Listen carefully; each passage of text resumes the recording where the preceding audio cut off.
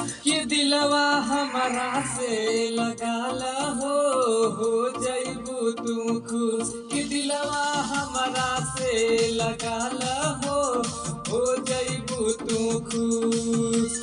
हो जइबू तू खुश करे जा हो जइबू तू खुश। कि दिलवा हमारा से लगाला हो जइबू तू खुश। कि दिलवा हमारा से लगाला हो जइबू तू खुश। लगाला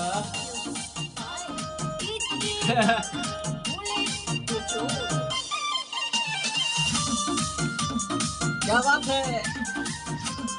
आइए अंतरा हाथवा में चूड़ी पहनिया ले आई बाजार से।